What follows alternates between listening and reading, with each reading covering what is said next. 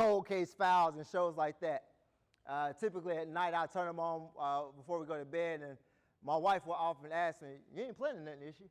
I'm like, "No, babe, you're good." I love my wife is back there. I love you, so I ain't planning nothing. But anyway, yeah, you planning something? Like, no, I just like it. But typically what happens, there's a murder, there's a crime that happens, and there's an investigation that starts off, and they'll get a suspect and they'll bring him in for questioning. And that suspect at the very beginning, he's confident. I gotta get my alibi. So where were you at on the night that so-and-so was murdered? I was at my house drinking coffee. My wife was there. My cousin was there. I mean, everything is there. And so they'll be like, all right. And the detective or whoever is interviewing them, they got to get them to confess. Because at this point, there's no hard evidence. If they had the smoking gun, then they would just lock them up and it'd be over with. There's no need to do some investigation because I already know you did it, right? And so they're trying to get them to confess, and if they don't confess, then guess what? If there's no evidence and there's no confession, they have to let them go. And so they let them go, and then they start on this journey to where I got to get some evidence. And so they go back to the crime scene.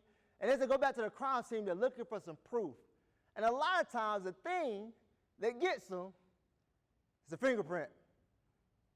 They left something at the scene of the crime that proves without a shadow of doubt that you were there. And when they find out, they're like, we got him. So they go in there, arrest him, and bring him back in, and let the detective get a little bit more confidence this time around. He'll be in there like, okay, so where did you say you were on the night of the crime? I told you I was with my wife, I was drinking coffee, and this, that, and the third. He says, I know you're lying.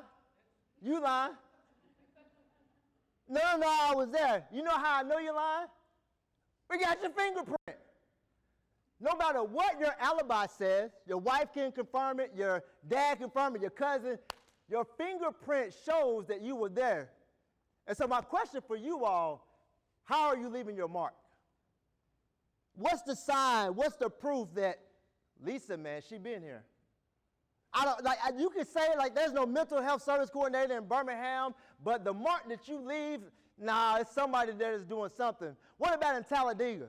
Like what about in Birmingham? What about in Tuscaloosa? What about in Clark County?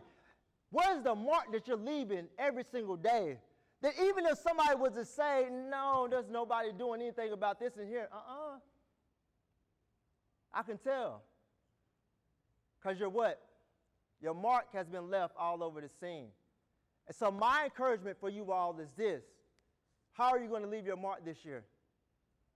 How are you going to leave your mark? How are you going to leave your fingerprint? How are you going to leave the proof? How are you going to leave the evidence that when I was here, I made an impact?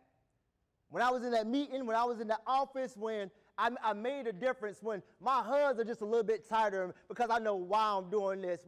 The way in which I talk is just a little bit different because I know why I'm doing it. How will you leave your mark this year?